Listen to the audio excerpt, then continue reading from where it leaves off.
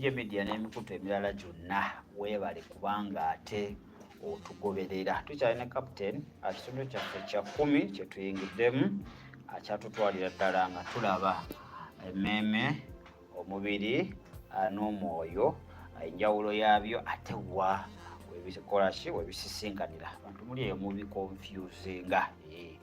Mutabulwatabulwa ebintu ebyo bibiri bitya abamu bagamba nti ate emmeeme egenda mugeena ate emmeeme yegenda mugulu ate omwoyo so bintu bibaleetera confusion nemukomekereza nga muli mixture naye ndowooza olunaku olwaleero ogenda kubanga ate otegeera amazima ate n'amazima ago gakufuula eki gakufuula ate ow'eddembe gwe naye tagalinki naggambye akanakalango Eva nkayisaawo waliwo comment eziri omwo ziri replied by links so ogenda mu comment omwo n'onyamu link oba osobola okusaba link awo oba osobola okujja ku namba zaffe eza bulijjo n'osabako link nesobola okuba nga ate tukola ki tugikuwa ebintu ne bisobola okuba nga ate bitambula bulungi. Commenting awo eyo tubeera mu nsi ya mwoyo yakwolesebwa birooto nga tutaganjula ebirooto ebyenjawulo.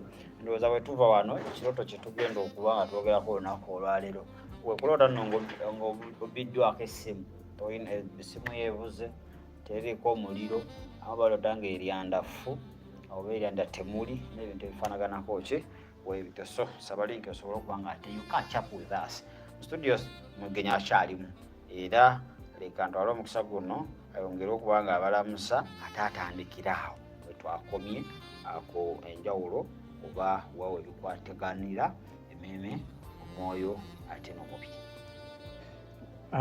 Mwebale kwekomera ku mukutu ogwa There is Still Hope. Era mbalamusizzaako mu linnya lya Mukama waffe Yesu.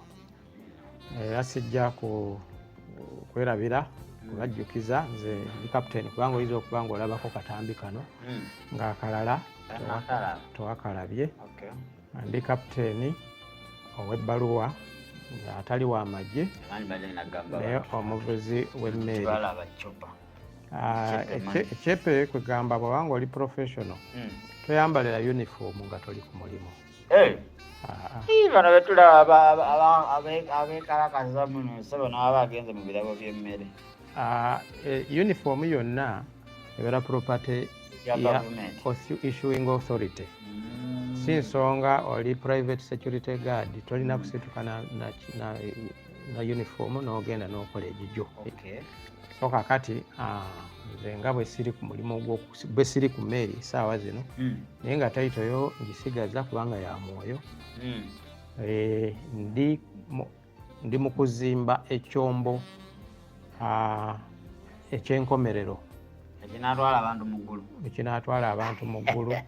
Ayagala linnya atayagala awo wenyini we tugenda okutandikira twabadde twogera ku mwoyo n'omubiri n'emmeeme nga ye Trinity eya omuntu Katonda nga bwe yatonda omuntu nga yeefaananyirizaako nga ye bw'ali kubanga yagamba tutonde omuntu mu kifaananyi kyaffe. Abasinga tebakitegeera naye Katonda alimu omu mu bantu basatu n'omuntu omwana w'omuntu naye omu mu bantu basatu. Alina omubiri, tulina omwoyo ne tubeera n'emmeeme. Naye okuddamu okukwatana bakuwulira akagambo katambi kali nti emmeeme eno eyawulwamu emirundi ebiri. Emmeeme ey'omunda nga gwe mutima n'emmeeme ey'okungulu nga bwe bwongo. Kakati mu bwongo mugendamu kuno okubaganya ebirowoozo, ebintu bye twagala, ebintu bye tukyawa, ebintu bye tufumiitirizaako, okweraliikirira kwaffe, okutyakola byonna bibeera mu bwongo.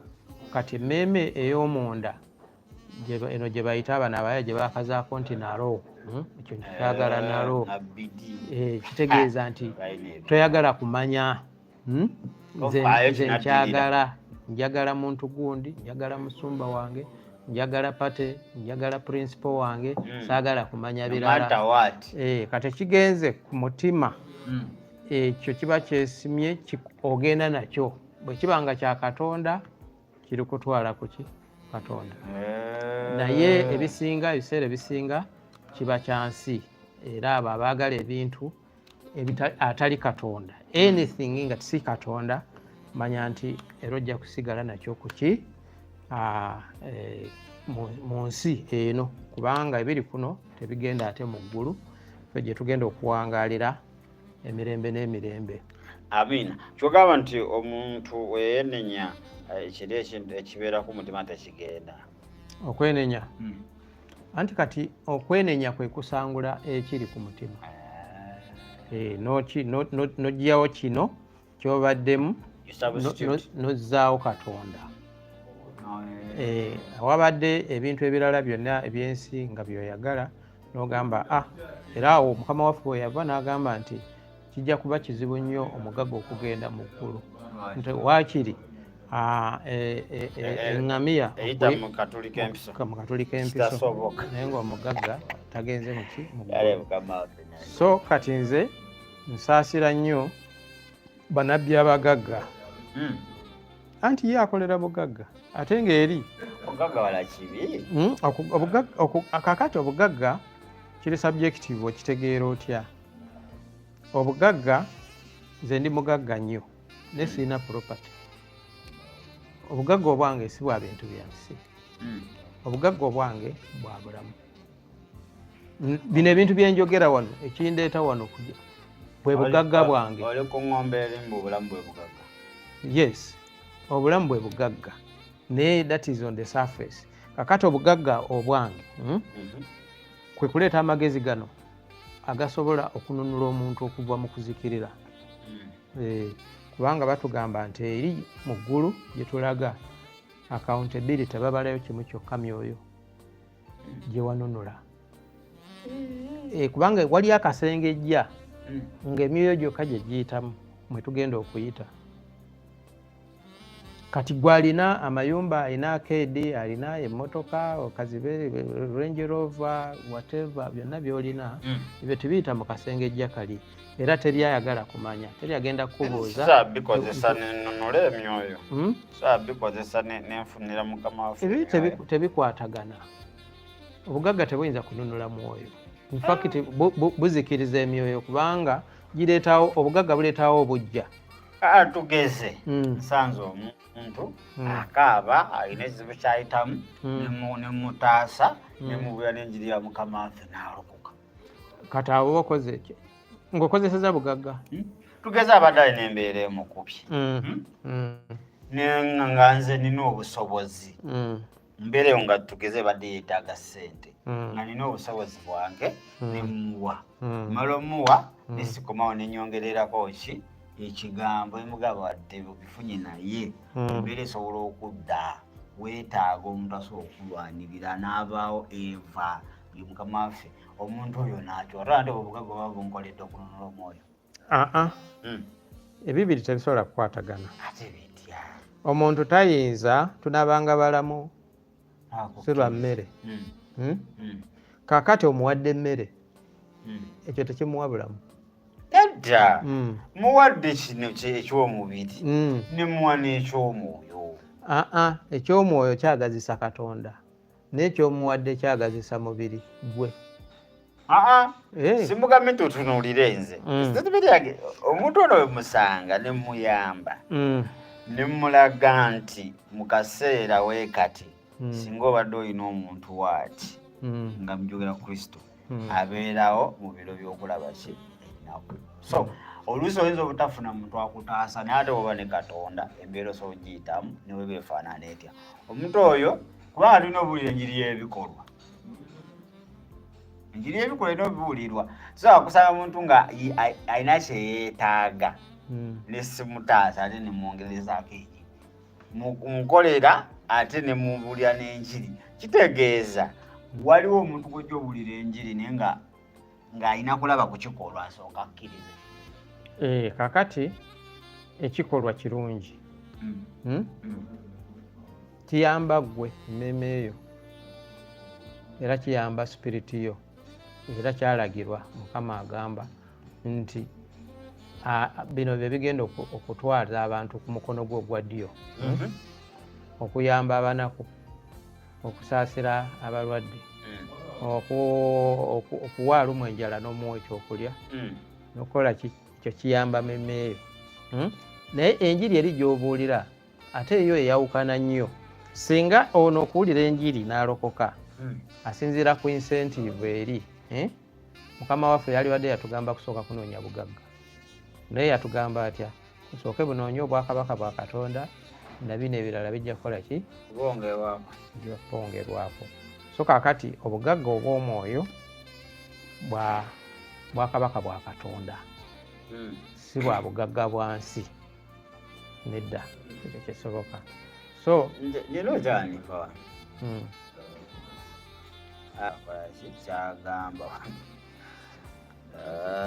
waliwo ali ku netwaka yataakanyana yatuyambe nti ndaga ebikolwa byo nze nkulaga ebyange kubanga birimeka ubundi faith without action is dead. But someone will say you have faith and I have works. Show me your faith without works and I will show you my faith by my works. Akagambo by kakyusa kinene nnyo. Manyi nti ke kakulu mu ebyo byonna.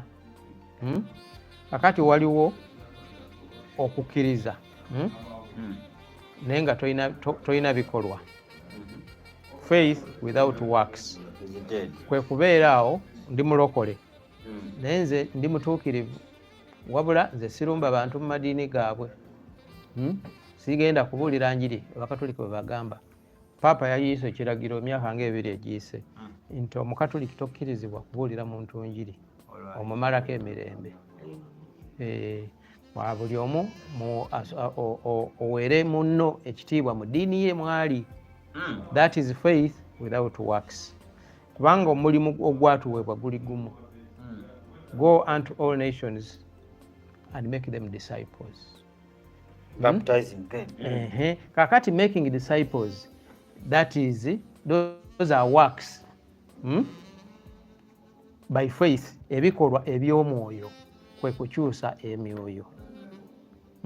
Naye ate faith without works kwe kukkiriza nti gwe oli mutuukirivu, okkiririza mu Katonda, okkiririza mu Yesu Kristo ng'omulokozi wo, oli toyonoona, toyenda, tobba, tolyazaamanya, tolina bbanja. Nina bemmanyi bangi bwe batyo okusinga bakatoliki.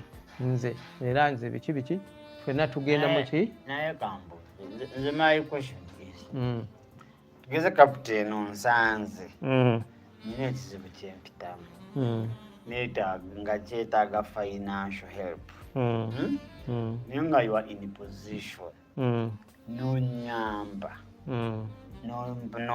ekizibu ekyo notakomawo nombulya n'enjiri newavaayo omulala nga have the same problem ye nakuya buliza enjiri nakugenda naye ng'alina obusobozi. Kintegeeza nti obugagga bw'olina Katonda buli kimu akituwadde kibuulira enjiri. Kizibe sente ezakuwadde ezo zirina kubuulira njiri. Kituufu. Kakati waliwo era kyendowooza oba gwe oba awulira kyatanaba kutegeera oba ekizibu ennyo okwawula. Mukama bw'akutuma, when God gives a vision, he also gives provision.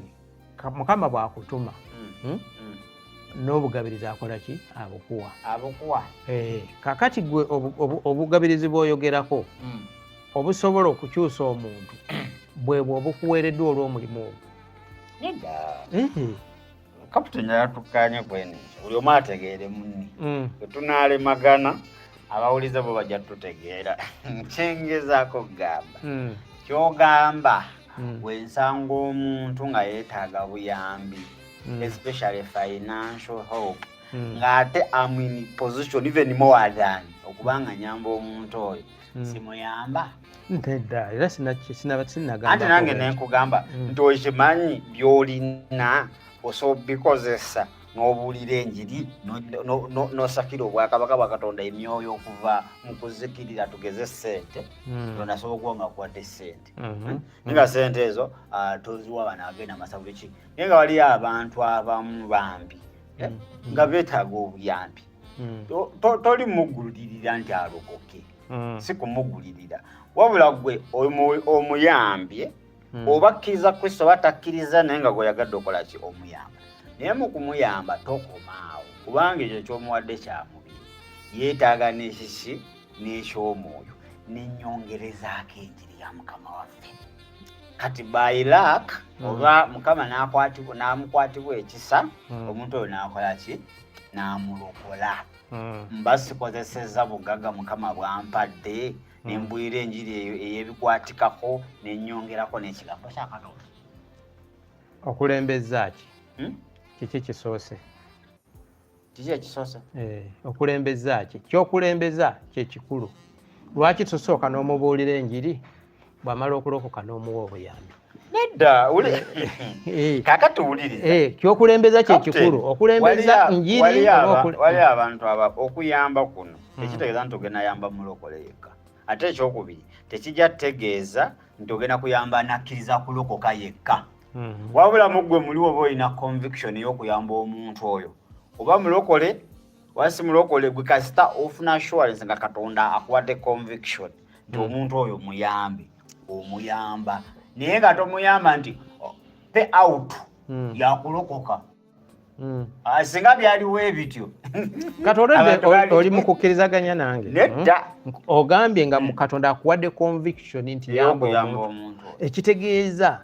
Katonda yaba akutumye okola ogambye akuwadde conviction naye nti kakati kyekiri kinagambye nti aba akuwadde provision ey'okukola omulimu gwe ekiyinza waliyo abantu abamu nga balokoka naye nga balokoka njiri ng'amaze kulabako gye bali ate n'alokoka n'anywera nkimanyi gye bali naye Mukama waffe yakikolanga waliwo ne gw'obulidde enjiri nga tewali ky'omulaze n'abivaamu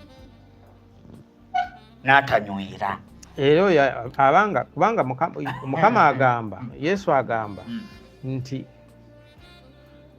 abo bonna abajja gy'ali Mukama yakola ki yabamuwa era bali abaamugobereranga yabagamba nti mungoberera si lwa bintu byenjogera ne lwa byamagero mungoberedde muzze olw'okuba eggulo n'abawadde emmere ne mulya ne mukkuta kati kankubuuze kapiteni bwekyogamba nti omuntu omulaba wooti nga tonamuyamba osooka mugamba lokoka nedda era si kyeŋŋamba ati nange kyentegeeza nti omuntu ono nsobola omuyamba kwolwo oyinza n'obutamugamba nti lokoka n'omulundi omulala n'omuyamba naye ate ekisaa kisobola otuuka n'omugamba naye amazima Kristo omumanyi notandika okubanga omubuulira ki enjiri omuntu oyo singa tewamuyamba eitha yalibadde oluusi yafa kankubuulira wali abantu osobola omusanga mu stage nga ssaawa eyo singa tomuyambye omanyi n'akazibu akatono kati kakutta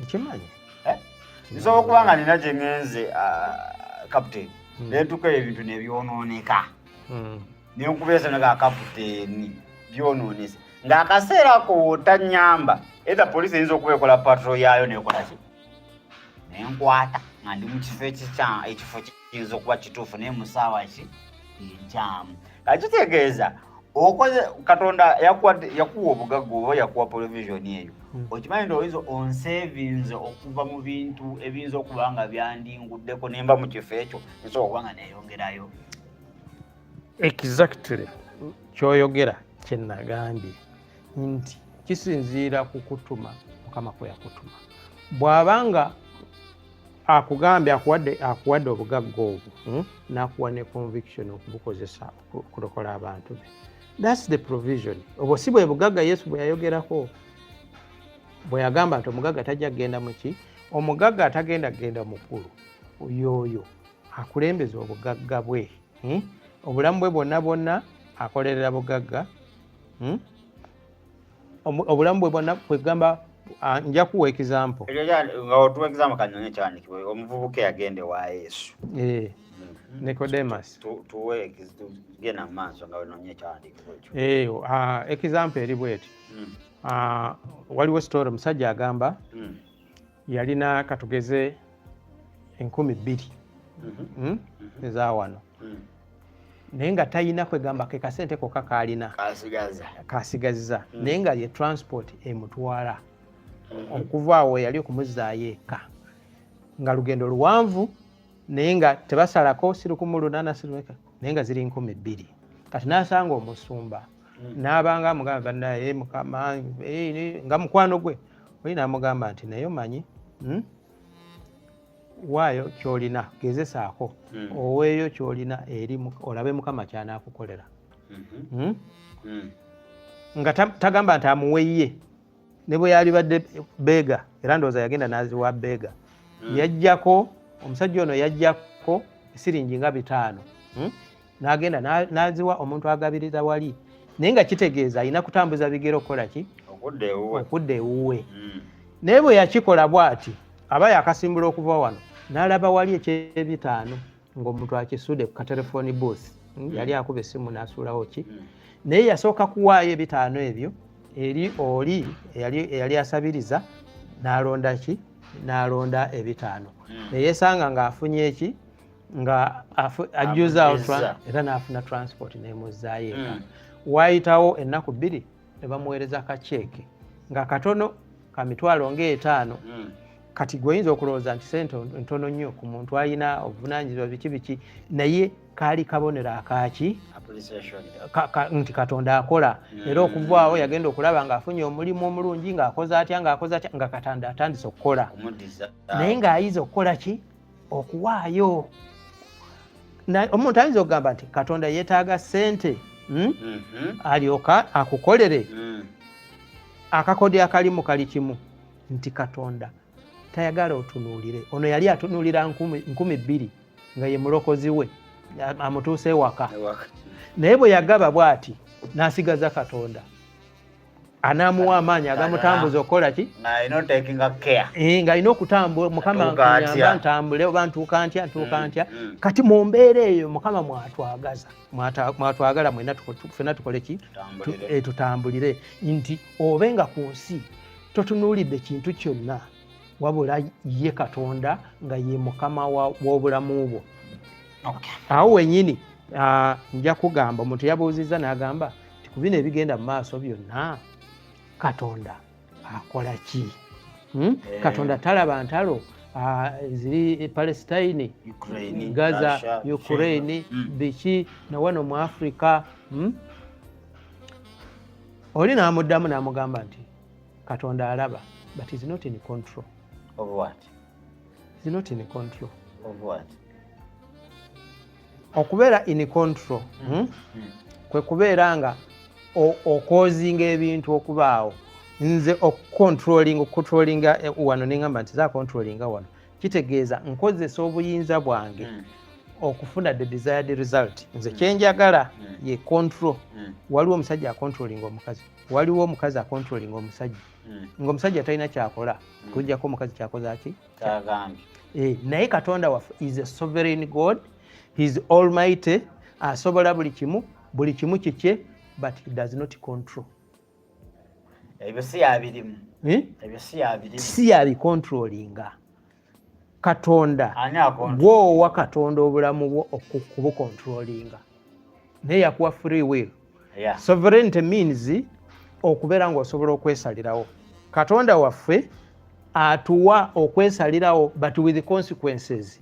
He gives us choices with the consequences.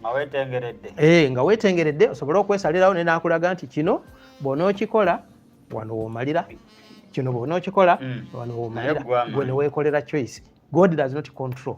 Singa Katonda w'Abasiraamu ye acontrollinga, you must be a Muslim, olina okukola kino ekiri halal ekiri haramu okole ki, that is controlling. Naye Katonda waffe he is sovereign, he is almighty, buli kimu akisobola naye akulekera okwesalirawo. Free will. Ntadde obulamu n'okufa mu maaso go okole ki, weesalirewo. Kaakati ensi ezirimu entale ezisinga baagaana, they rejected the Savior. Oli Yesu yagamba nti ali neegaana mu nsi mu lwatu nange ni mwegaana mu maaso gaani ga Kitange. Kati ate gw'ogaanye oyo kabaka w'abakabaka, controller nannyini buyinza mu ggulu ku nsi ne wansi w'ensi ne mu nnyanja omuganye. Kati if anaagaana atya, that's what you've chosen. You've said is not God. Katonda tazaala, teyafa, akomawo kutta mbizzi naki lwaki temwette? Tunuulira entalo ezisinga ziri luddawa. Ziri mu Bayudaaya abaagaana Yesu, ziri mu Basiraamu abaagaana Yesu. Syria osangayo ISIS, Afghanistan osangayo Taliban, Somalia osangayo Al-Shabaab, Mali, Burkina Faso osangayo Boko Haram. Abantu abo bonna batta baani? Ebibinja ebyo byonna bitta Basiraamu bannaabwe, oba at least bitta abantu abaagaana Yesu. Naye Yesu gy'afuga era abantu Yesu baafuga balina emirembe, singa ensi gyegaba naye emirembe ye gyakola ki, gye yaleeta. Okay, bale noonya nasandikibwa naye njakyo kino Matayo I think 24 agamba obubonero, signs of the latter days, and ensi zirirwanagana n'ensi zinaazo. Okitegedde wajja kubawo okwerumba obwakabaka n'obwakabaka. So ebintu ebyo bye tulaba biri bibiriko. Okitegedde kale Katonda tasobola kujja n'akyusa ekigambo kye yakolaki kye yayogera. Ebyo biri bibiriko birina okuba nga bibaawo, birina okuba nga bikolaki bibaawo, so okutegeera amazima. Kyandika kiki nabadde nkugamba kye kino Matayo 19:16 I think tutandikirawo 19:16 agamba, now behold, one came and said unto him, Go, good teacher, what good thing shall I do that I may have eternal life? Yes. So he said to him, why do you call me good? No one is good but one, that is God. But if you want to enter into life, keep the commandments. He said to him, which ones? Jesus said, you shall not murder, you shall not commit adultery, you shall not steal, you shall not bear false witness. 19. Honor your father and your mother, and you shall love your neighbor as yourself. The younger man said to him, all these things I have kept from my youth. What do I still lack? Jesus said to him, if you want to be perfect, go sell whatever you have and give to the poor, and you will have treasure in heaven, and come follow me. But when the young man heard that saying, he went away sorrowfully, for he had great possessions. Y'Oluganda egamba etya? What are possessions? Obugagga bungi. Era ekiddako kigamba kitya? Nyongere waawo. Yalina eyo obugagga bingi.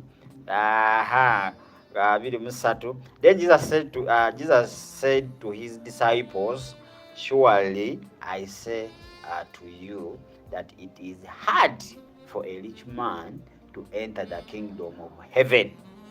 24.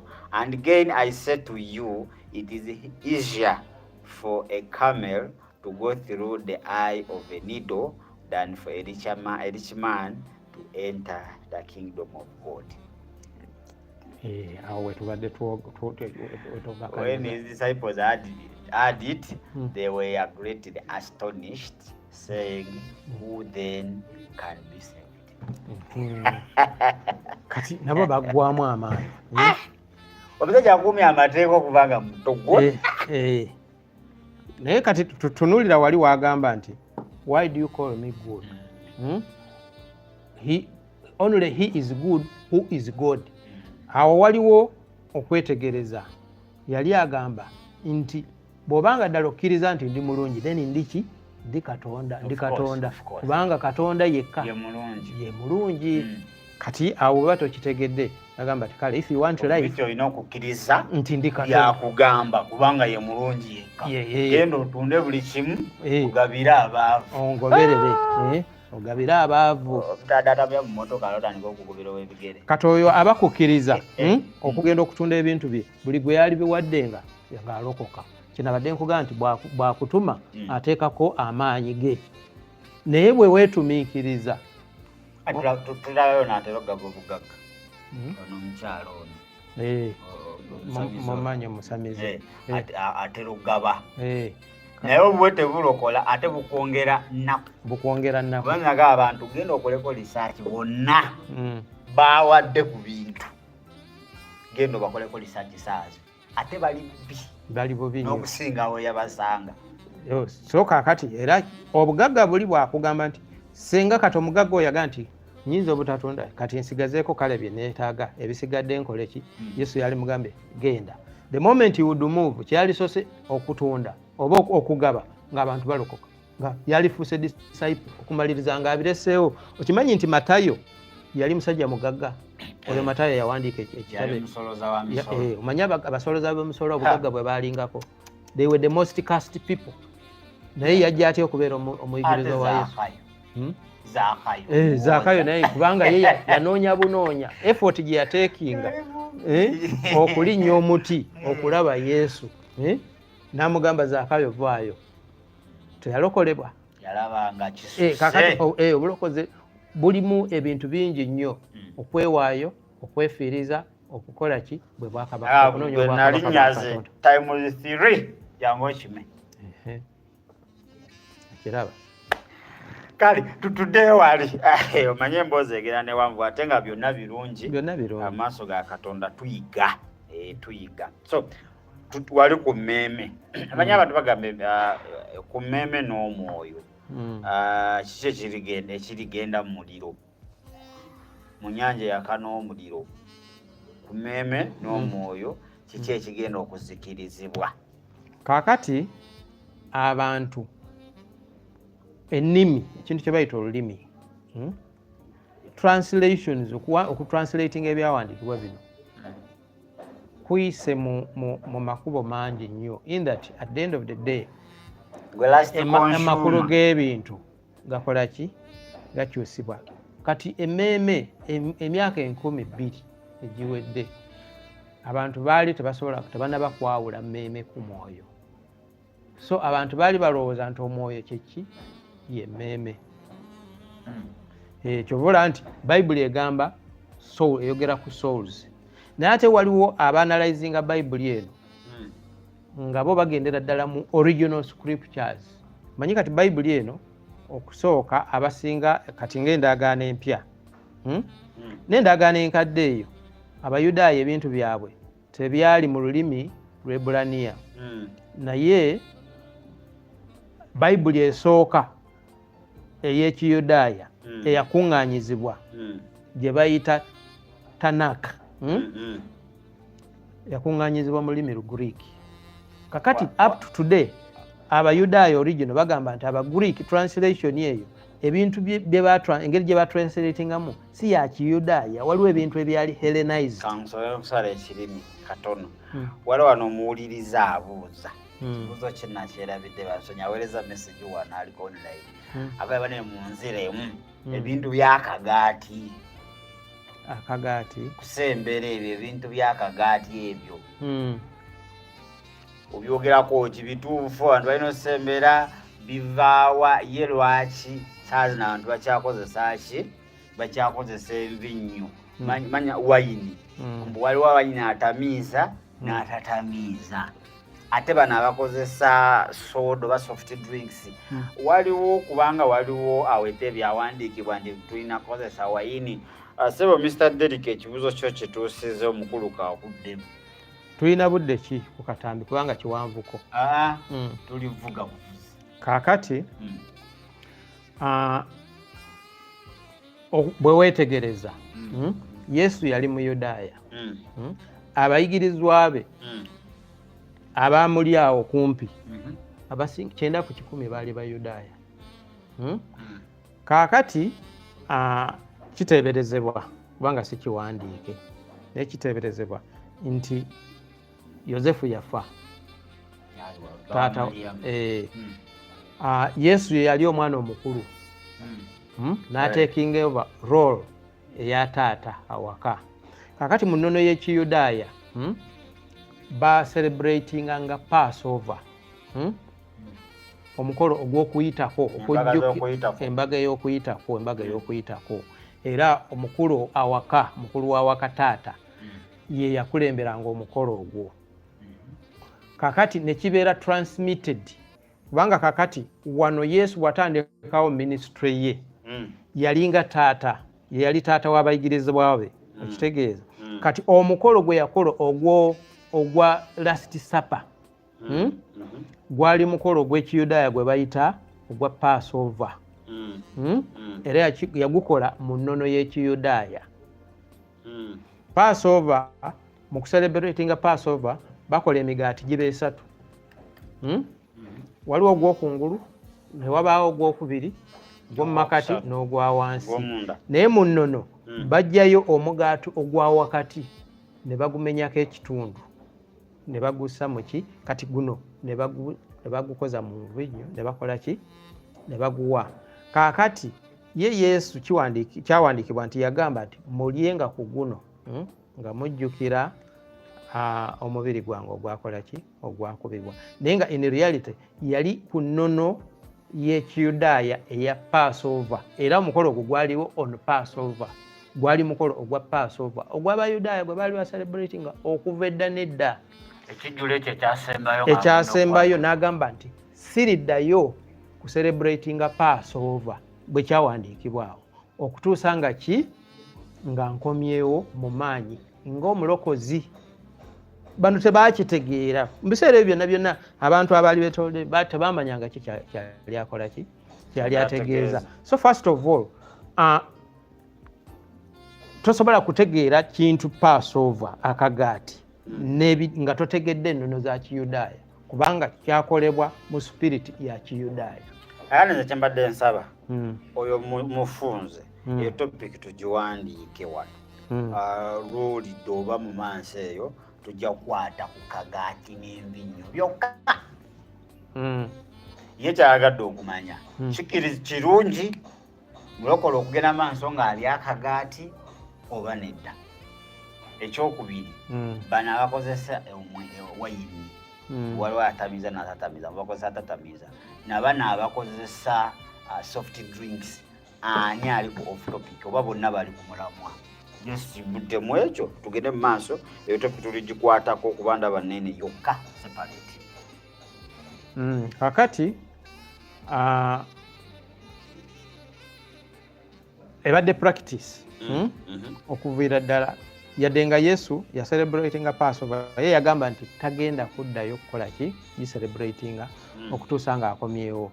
Be yaleka emabega baasigala nga celebratinga Passover mu ngeri eya bulijjo ey'Ekiyudaaya. Kaakati oba oyagala okumanya oba kituufu oba si kituufu olina okumanya ennono z'Abayudaaya zonna muzituukiriza.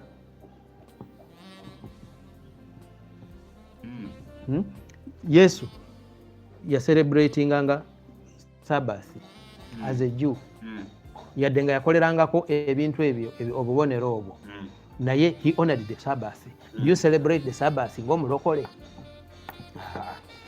Kakati oba ekyo okimenye bino ebirala lwaki oyagala obikuze? Togamba akagaati bakaveeko. Nze sigamba nze sikolawo ddiini yange nze njagala naawe weekube kuki kubanga ebintu Abayudaaya bye bakola bingi nnyo nga ne Yesu yakola ki yabikola. Lwaki yabikola? Bwe yazaalibirwa kalica. Lwaki erinnya Yeshua baamuwa lya Kiyudaaya abamuzaala baali Bayudaaya yayogera olulimi lw'abali buli kimu ennono zonna buli kimu eky'Abayudaaya Yesu yakituukiriza. Yesu teyatondawo ko ddiini gye bayita Bukristaayo era tewali yayitibwa Mukristaayo until 135. Abo abayigirizwa bonna abo tekuliko yeeyitaako nti ze Christian. Si Paulo, si ba Petero, si ba even the first fathers ba Clementine, ba Polycarp, ba Eusebius, bani Athanasius bayitanga bani bayitanga the people of the way abekkubo. Abantu abekkubo nenga kyali kiwayi ky'Abayudaaya. Ekigaba Abakristaayo ntandika kiraba mu bikola by'abatume. mu bikola by'abatume wensangira abo abakristaayo abasookera ddala mu byafaayo. Kaakati era si bwe beeyita sebo mu byafaayo kubanga bali baddayo mu byawandiikibwa ebyaliwo mu kaseera awo. Abantu abo tebabayitanga bakristaayo.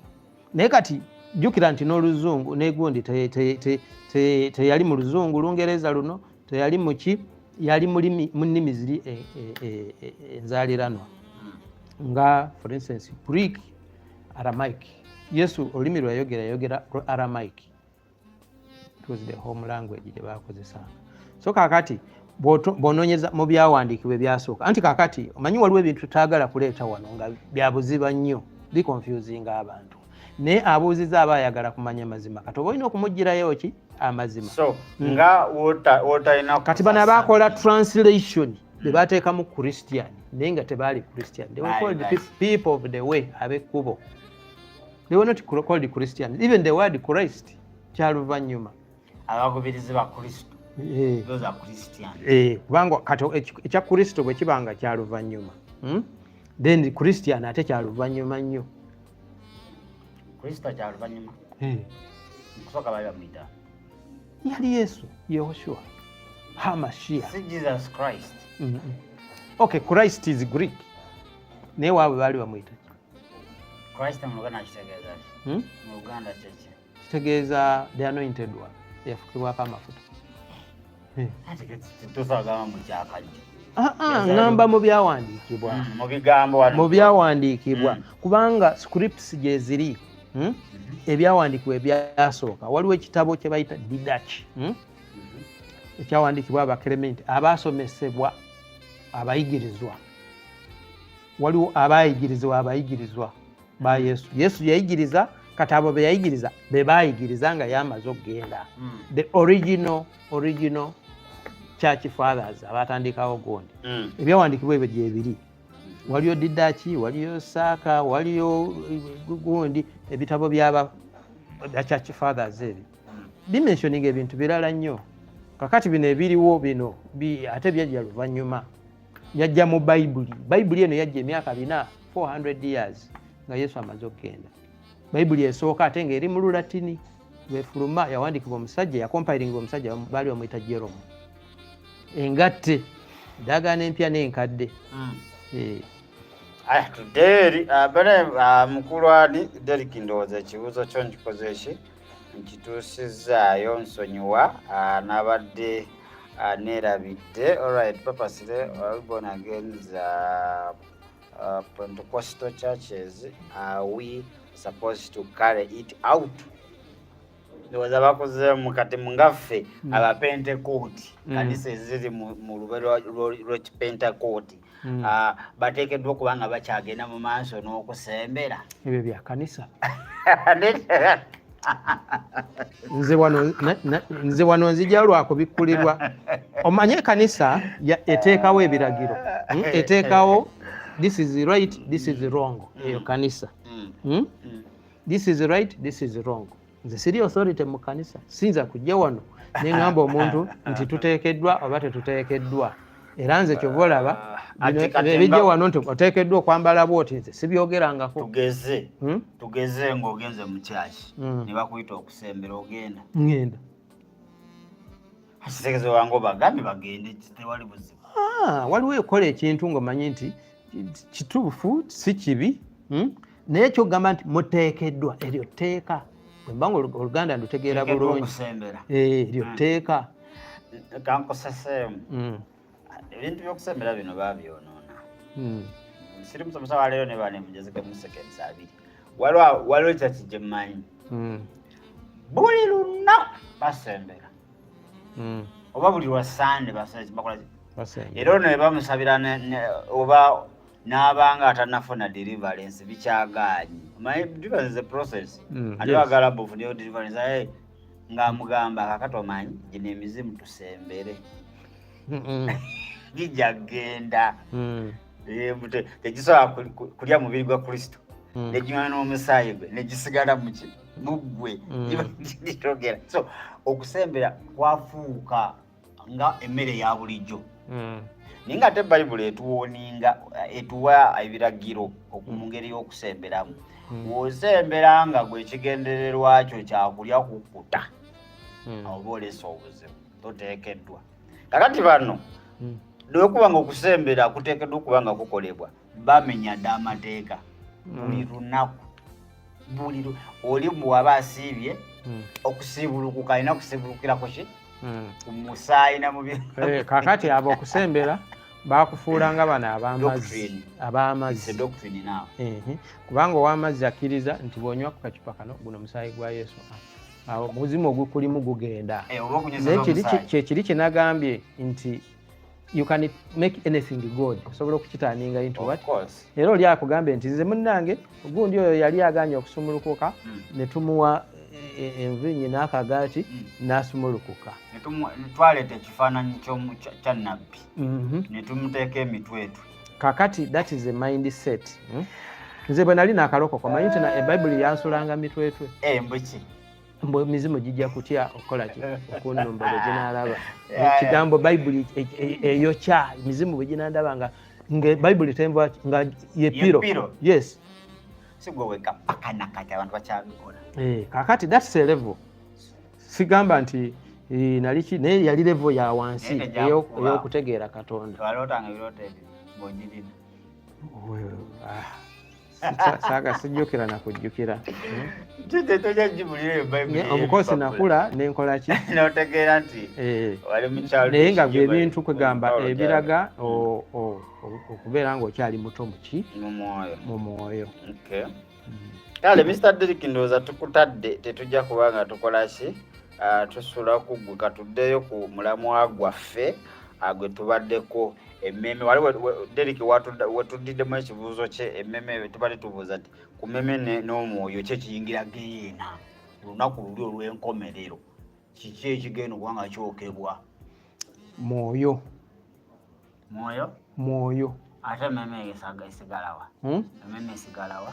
Emmeme nkugambye ze ndowooza zo kati oyinza okugenda n'endowooza wansi mu kufa. Tegeeza woofa n'emmeme efa. Wofa n'emmeme efa.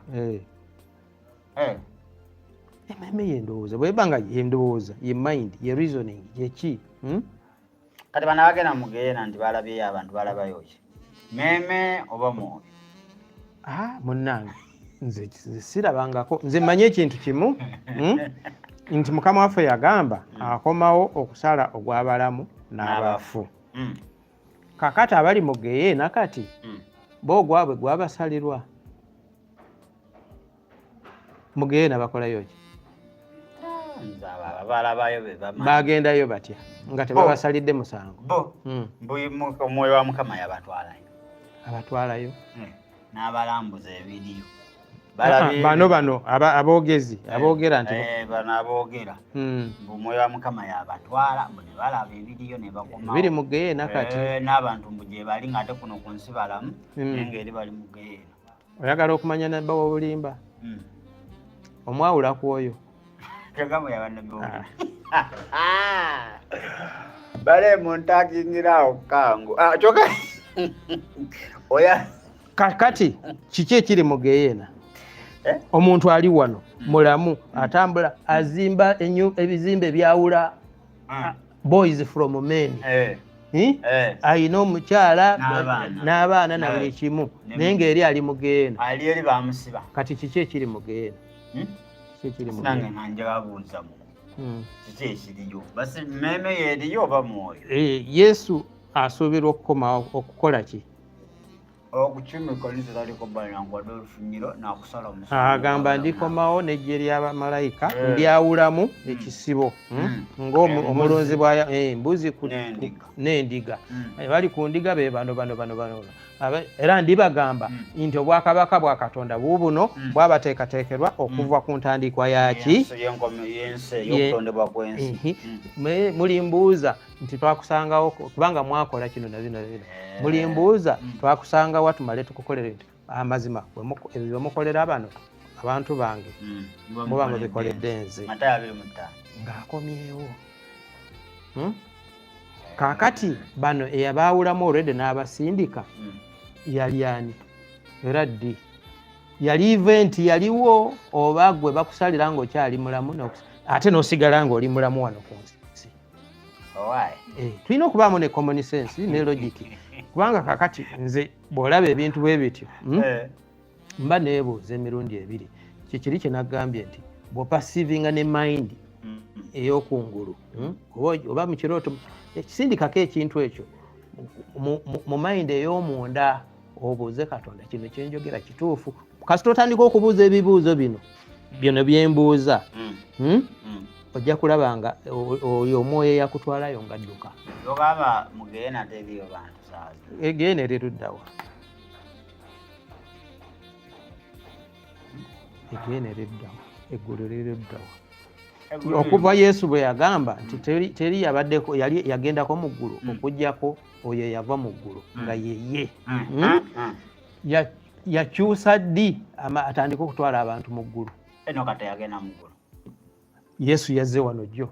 Enoka yali yagenda dda naye ate Yesu n'atugamba nti teri yali agenze kuwa mu ggulu. Tekiri mu byawandiikibwa bigambo byange. Okuleka ye yava mu ggulu. Teri yali alabye ku Katonda okuggyako ye yava eri Katonda. Bigambo bya Yesu mu ggulu bulijjo naawe ne bakomawo. Bagenda olw'eggulu enkya kumakya nga bakomyewo. Era ne batuwa eriri eggulu abasumba abamu gye bali negeena nayo liri eggulu liri lyennyini era abantu bagenzeeyo ne balaba mansions Yesu ze yatusuubiza okutuzimbira okututwala n'abatwala ne mugeena balabye geena waliyo amakomera waliyo biki so kati gwenze nkwewuunya okugamba nti abantu tebagenda obwo obubonero obuyigiriza bubonero obukola ki obuyigiriza obukyalemya abantu okukola ki okutegeera abantu boogera ne Yesu ayogera Yesu ayogera nze nange ayogera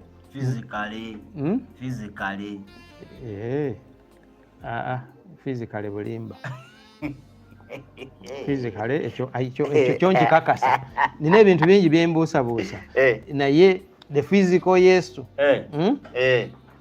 oyo nedda abantu boogera ne bamalayika ne batambula nabo mu mmotoka mu taxi street nga waali malayika Gabudyeri wabeera Michael ng'emirimu gy'eggulu yagisuulawo nakyakola mirimu gya Katonda asiiba naki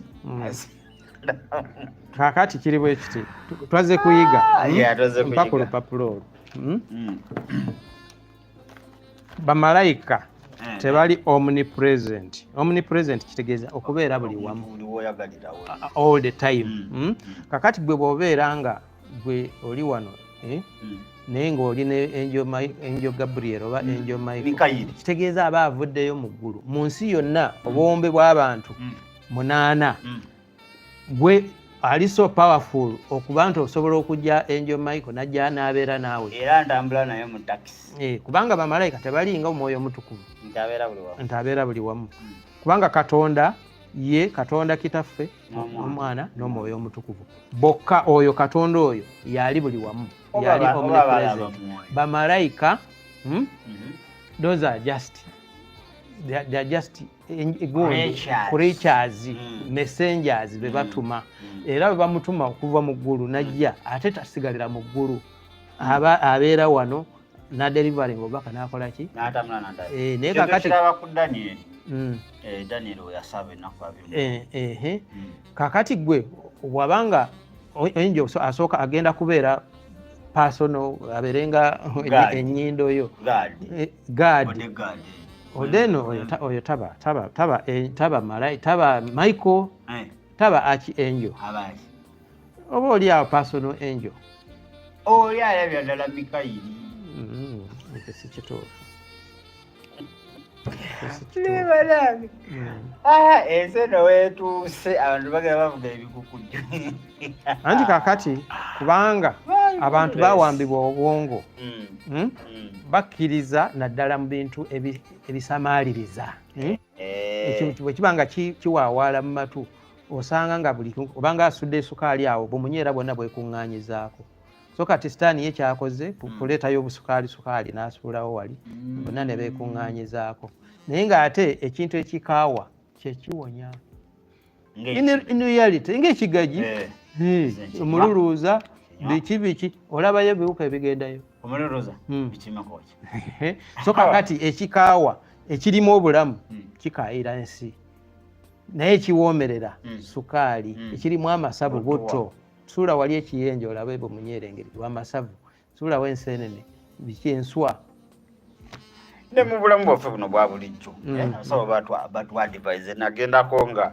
ndaba ntandise okugejja ennyo naye nga sukaali mukendeeze yaga zinywa caayi wa sukaali at your age kiraba nywa plain water sukaali nasagala munyweramu soft drinks aleso bankyaddeewo n'oleta accidental ekyolumu aiteeki bagamba kendeeza si muzizo bangamba si muzizo wabula nze yayaga ne ngamba afefe kyokkendeeza kankoleki kambirekere ddala naye ekyolumu babeerabidde omukolaki naye baba tebikyawooma kati kyekyo kyogambye nti ebintu ebiwoomerera ennyo amatu bitta bituleetedde enfa mu mwoyo gye tutategeera so kaakati nze bwe nzija ne ŋŋamba ate wegamba nga ebintu biri outlandish si bya mu nsi eno abantu bampuliriza nnyo bwe tunuulira ku bulikes bw'oleeta ekyamagezi vidiyo tebaziraba nawe ekyamagezi ogenda okulaba myezi 3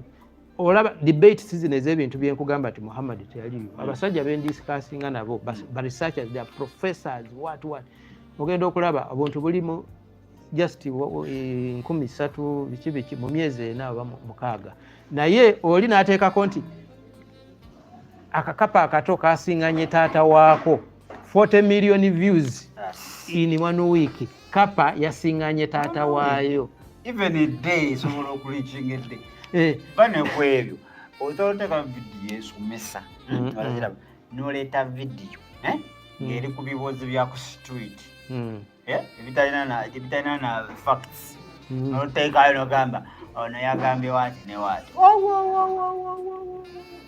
bantu ne balaba ebintu ebitalimu makulu nga spiritually eyo information tena kyegenda mwongerako ne just kiboozibozi ze videos terabira ku video zake zenteekayo era wogendanga ku channel video nga tezirabiddwa nnyo nze mba ngenze ku mikutu naddala egy'abalokole video etalabiddwa nnyo gyensookerako wabaawo ekikusike sitaani kyalemesa omuntu alemetegeera mazima ago kubanga omulimu gwa sitaani gwo kulemesa kigambo kya Katonda mazima kuwulirwa mu mazima mu butuufu bwakyo waakiri afunayo oli ajja n'akikuba asasamaza abalala naye ng'abantu tebawulidde eki mazima kati saawa zino kankubuulira okumanya sitaani mubi saa zino ng'onootredinga onootrendinga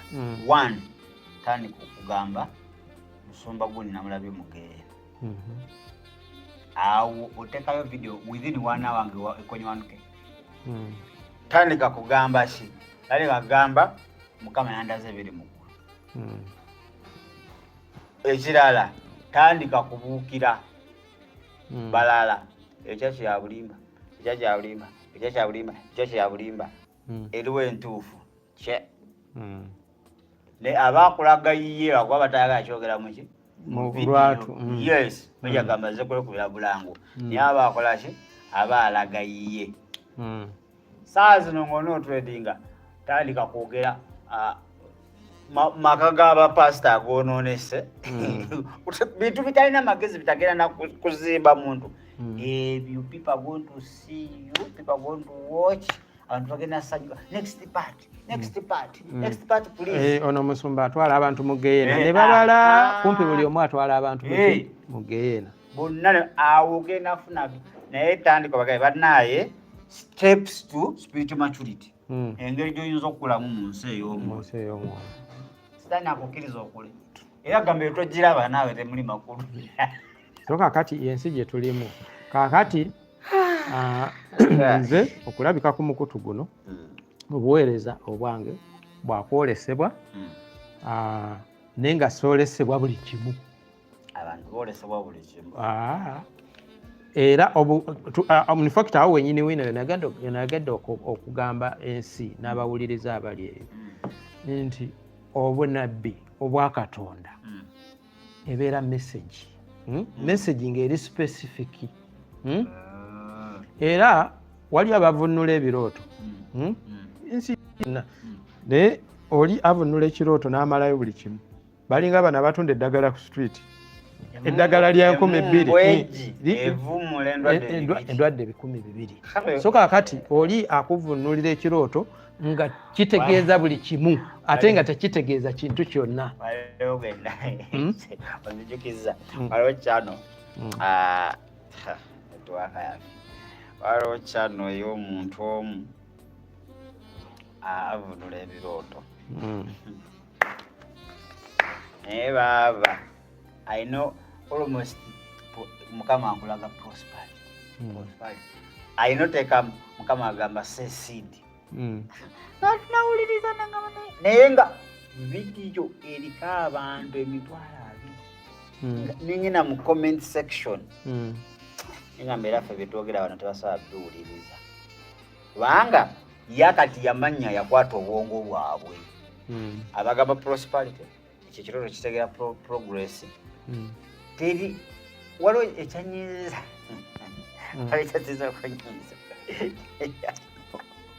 ojjukira nakugamba nti nze nali siroota kati bwe ndokoka mukama n'atandika naggulawo amaaso gange ag'omwoyo ntandika okukola ki naye nga simanyi makulu g'ebirooto nagezaako okugugolinga naye nga abaddamu ebirooto bonna bayindi bantu abatamanyi Katonda waliyo spirituality eyo endala nga kwegamba buli kimu kiri positive buli kimu kiri nga kwegamba almost the answer is the same Katonda akulaga kino ogenda kubeera bwoti na Google eri Google ntabiro ya bintu era mukama waakuya ate nga abantu ebirooto bye bintu ebiri mu bulamu bwa buli omu naye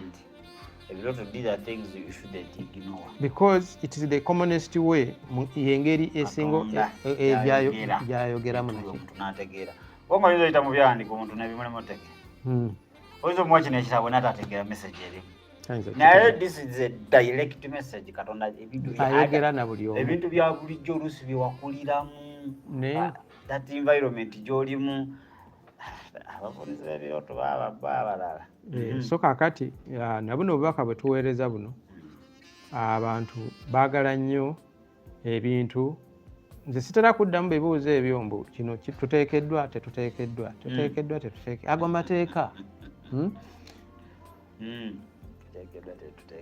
ago mateeka era biri mu ddiini okusinga kubanga ddiini gundi yekola bweti yetakola bweti ddiini gundi yekola bweti ffe mukama yajja kutulukola n'atuyigiriza yasomesa bwakabaka bwa Katonda Matayo 5:8 agamba bwakabaka bwa Katonda buli bwe buti okwo kuyigiriza omanye obwakabaka bwa naye takugamba nti amazima togezanga n'okola bwoti muyina kukola bwe muti ne bwe buti okulabula yalabula banabbi b'obulimba bajja mujja kubonaabona ne bali bwe bayagala okuteekawo amateeka yabagaana twasanze nga bali bagoba emizimu mu linnya lyo naye ate tetubamanyi they are not part of us n'agamba mubaleke kubanga temujja kusobola kwawula ki sereku ki naye waliyo olunaku olw'okusunsulamu kwegamba is making it soft gweosobola okusalawo first of all osobola okutegeera ekituufu n'ekitali kituufu weesalirewo naye bino byogamba mbu tulina okukola lifuuke etteeka kubanga bw'okifuula etteeka omuntu yajja kulubirirwa kukola ki kutuukiriza tteeka naye nga avaawo Katonda takoze eki tamutegedde okiraba so mwoyo yagenda muki yagenda okubanga omwoyo your spirit kakati n'okuzikirira kwe bagamba it is eternal pain obulumi obwenkalaakalira Yesu yatugamba nti awali okumeketa amannyo okuluma obujiji naye kati guno omuliro omuliro ogubumbujja ogwo teguyinza kuleka kintu nga kikyali nga kikyameketa amannyo kuba kwegamba waliyo bulumi for example nze ndi wano nereeta empiso onfumite I will feel the pain naye omulambo bw'ogufumita gwenyeenya kubanga ekiwulira obulumi kivuddemu nga gwe mwoyo kati omwoyo ogwo gogigenda okuwulira obulumi bw'olaba omuntu obulumi buli obutaggwawo nga bamaze okusala omusango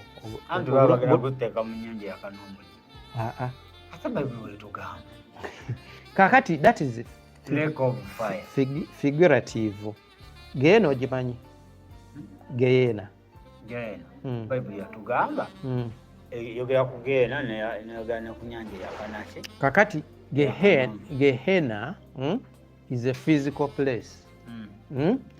It is the valley of Gehinnom. Ekiwonvu ekya Gehenna kiri physical kiri Yerusalemu.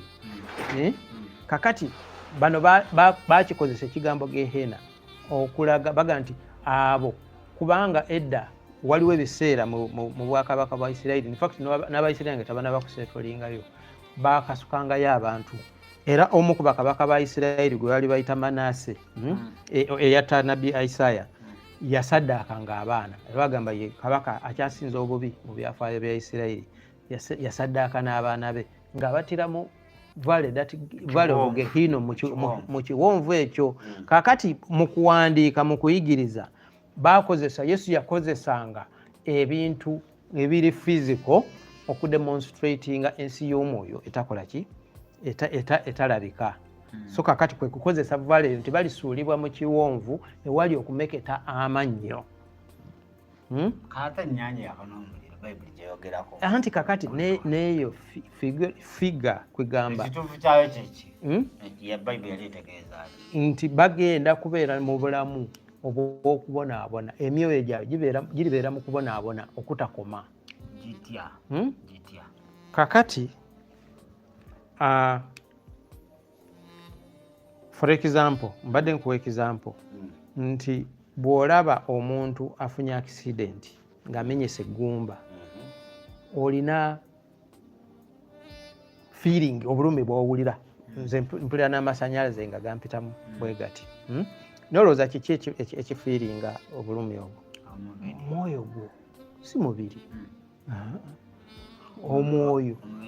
Omwoyo bwe bulamu obukulimu ye Katonda akulimu. Kwegamba ze senses zonna ezikulimu kubanga guno omubiri bw'ojjamu omwoyo toba na sensi yonna, toba na feeling yonna, toba na kitegeeza kiri ekifiiringa kiba kikuvuddemu. Kakati ekyo ekifiiringa ekyo kyekigenda okugenda mu bulamu obutaggwaawo mu ssanyu mu maaso ga Katonda, mu mirembe egitaggwaawo mu maaso ga Katonda, oba mu bulumi obutaggwaawo wamu ne Sitaani. Bible etulaga nti Sitaani n'abo abamugondera bajja kusuulibwa mu nnyanja y'akan'omuliro.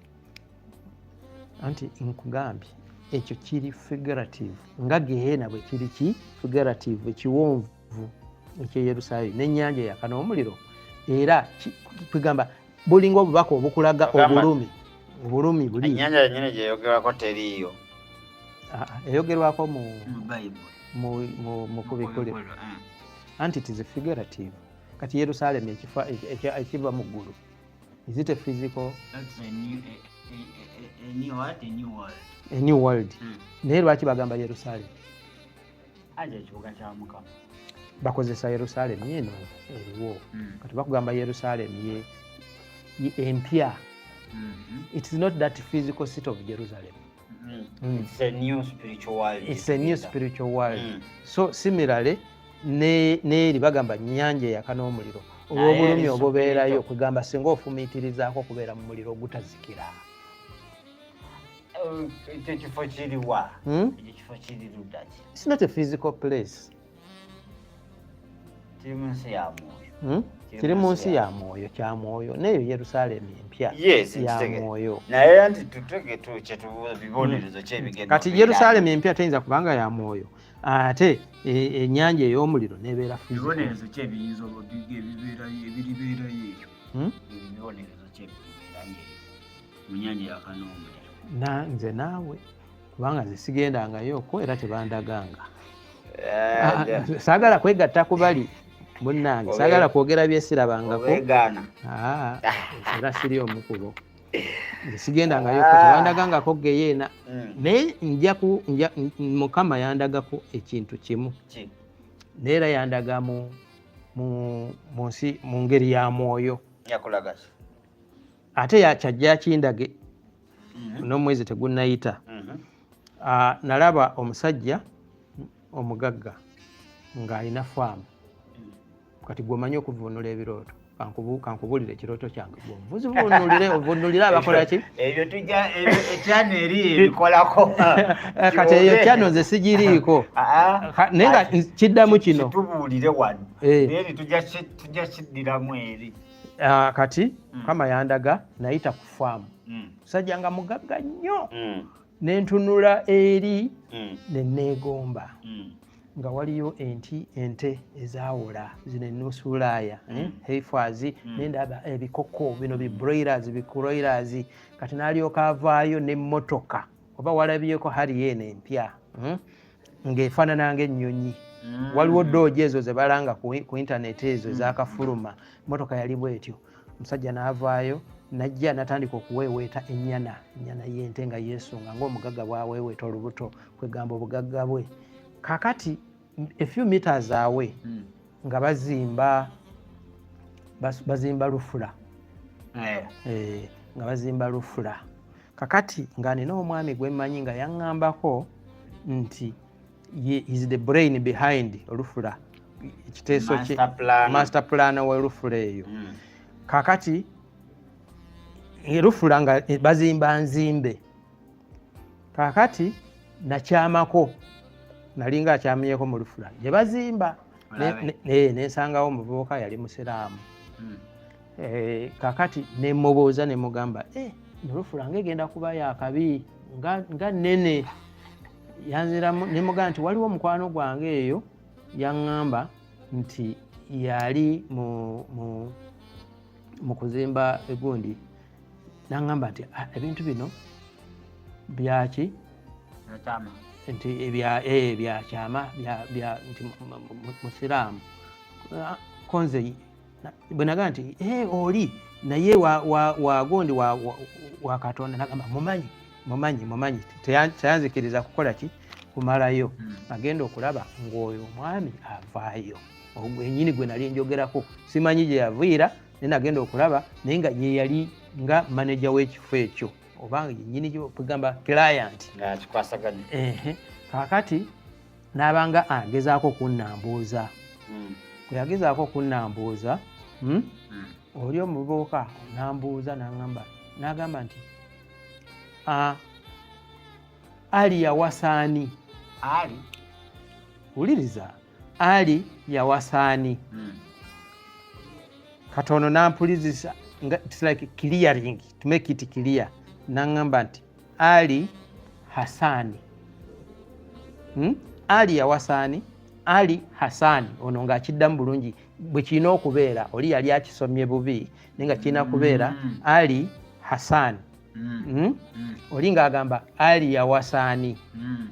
Kakati ono omwami bwe yeeyongerawo omuvubuka omusiraamu najja gye ndi n'aŋŋamba nti omanyi ali mukambwe nnyo mugamba akendeeze ku bukambwe. Tuli bakozi ba wano naye mwami kwegamba ali strict nnyo mugamba relaxingemuko. Kakati bwe nvaayo awo nenva mu kwolesebwa okwo natandika okunoonya amakulu ga Ali ne Hasani kubanga nze bwe nfuna okwolesebwa mba nina okunoonyereza kubanga Mukama akugamba n'owulira most cases nga tomanyi kye bitegeeza.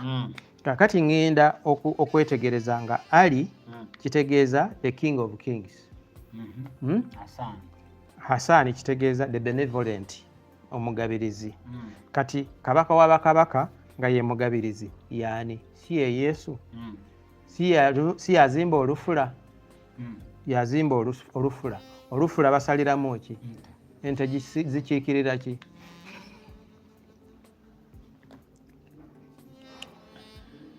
Kaakati olufula gye bagenda okusalira emizimu si yegeyeena. Ekyo nze kye nalaba.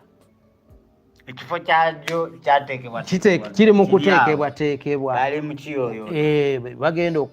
Wagenda okufiira ki? Ente, embuzi, byaweta nga bamuzimbako olufula awo kumpimpi. So kakati ebintu by'abagagga byonna byonna ne bananyini byo olufula luli awo kumpi baluteekateeka lunaatera okuggwa gyokoma okusavuwala n'ebintu luli wali lukulinze.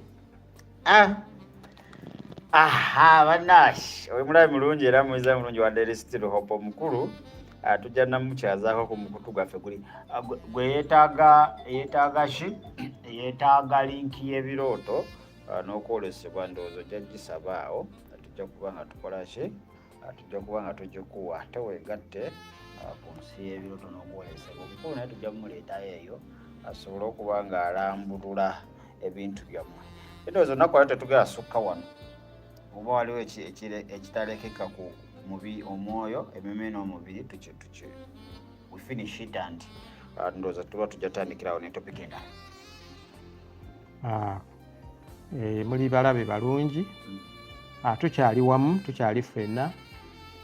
Abo abaagala okuyiga ebyobuziba mwenywereze ku mukutu guno ate musharinge. Okwagaliza kintu kirungi nnyo. Emmeeme egaba nga mukama waffe yagala egejja. So kakati buli ayagala subscribe, like, ffe tukyaliwo, share, tukyaliko nnyo ku mukutu guno oguzze okuleeta ebyenjawulo ebitali bya bulijjo naye ate nga kubanga ebya Katonda si bya bulijjo.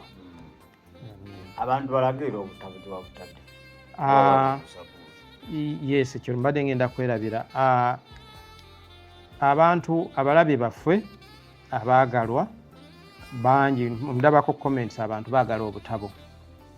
Kakati ab'e Kampala nafunye ekifo ekiri accessible kiri kumpi ne Old Park. Si bookshop. Abooluganda njagala kino kibeere clear nti ebitabo bino bya mwoyo, ebintu by'omwoyo birwanyizibwa nnyo. Birwanyisibwa. So kakati we nabitadde kifo kiri open ku Cooper Complex. Bw'oba ova ku Old Park n'okwata n'ogenda mu Cooper Complex mwennyini waliwo hotel eri awo kalina ssatu bagiyita Atalanta, ne opposite awo waliwo omukyala atundirawo herbal medicines, atabula ddagala lino ye Naalongo. Waliwo omuzindaalo gulanga herbal products. Awo natadde ebitabo. Buli ayagala agendewo ajja kufuna ebitabo ebyo. Essimu singa otuukawo oba nga okyabuze ng'oyagala okulagirira, essimu zigenda kubeerako ku screen. Essimu za Naalongo asobola okukuba n'abuza oba ebitabo bikya kubanga ebitabo byo bingi tebiggwawo. Kubanga kakati embalala oba embalala okugjako nga agambye nti maybe tumuweereze kubanga logistically kikyalimu obuzibu kubanga baasi ejja kukyajinga kapaasi okamanyi ka mutwalo. Ye bw'abanga amaliridde asobola okukuba era ku nnamba eyo egenda okubeera ku screen ne tumuteera ku si mbalala yokka, Fort Portal, anywhere in the country. Abali Ejjinja ne Eastern Route nze musobola okuntuukirira. Omukulu ebitabo yabimpambirina. N'Embaale nayo ngenda kufuna owembiteeka. distributor ne within era still tujja kuyisa message mbadde nsaba tukole entegeko bitwale mu Uganda Bookshop. That is very easy awo kubanga omuntu abi access nga si kizibu nnyo, si kizibu kubanga era Uganda Libraries Board wenagula akantu kano ka barcode ne mu library z'amaanyi osobola okutwalamu bikkirizibwa standard book. Uganda Bookshop ne Aristoc book lexi. So tukole enteekateeka kubanga wekiba kyangu omuntu ayinza okuba azze Kampala n'ayitirako wali n'akola ki n'abigula ddanogo omuntu omanyi wali ogendawo omuntu nga takoze afunyemu obuzibu naye ziri zibeera open tusobola okuba nga so very soon omukulu ajja kuba abategeeza musobola okwaccessinga bookshops ezo nemusobola okuba nga mukola ki mufuna ebitabo ebyo ajja kuba nga ate akola enteekateeka sibula abantu. Abooluganda mu Kristo mbatumiddeko yonna gye muli, ffenna tuli baana ba Katonda yatugamba ekisabo ku nkomerero ekisibo kijja kuba kimu n'omusumba omu. Oyinza okuba nga okyali bweru nkwaniriza eri obulamu obutaggwaawo obwo obukulemberwa Yesu Kristo nga lyekkubo n'amazima n'obulamu lyokka nga togasseeko kintu kirala. Mbatumiddeko era mbasabira emirembe, obwagazi, okwagalana kubanga ekyo kye kiragiro ekisinga obukulu. Yagala Katondawo oyagale ne muliraanwawo nga ye muntu wa Katonda yonna waali. Mbatumiddeko mu linnya lya Mukama waffe Yesu Kristo.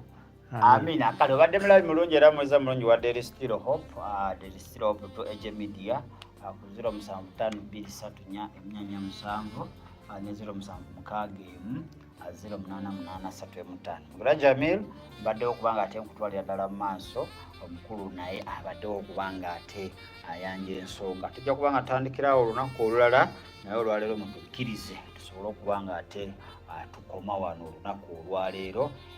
Abaganda balina olugero olugamba nti ebiwooma simanyi tebiggwa malojja, engero z'Abaganda. So ebirungi byonna tebiggwa, naye omukulu wano waafuuka waka ajja kuba nga akomawo ayongere okuba nga ate asomesa eggwanga oba naawe awuliriza. Gwe wenna atakkaanya na byaffe nze nagamba abantu nabawa omukutu. Bw'oba byetwogera owulira tobikkaanya nabyo olina bwino jangu wano examine you tusobole okuba nga tukuwaki atukuwa platform ogambe nze kapitaani byayogera oba gundi byayogera sikkaanya nabyo mutuuze wano ntuule wakati kati abalabi bennyini bwe basobola okuba nga bakola ki buli ose kuwaka n'abula buli omu awe okusinziira ku Mwoyo Omutukuvu engeri gyakoze ki gyamuluŋŋamizza.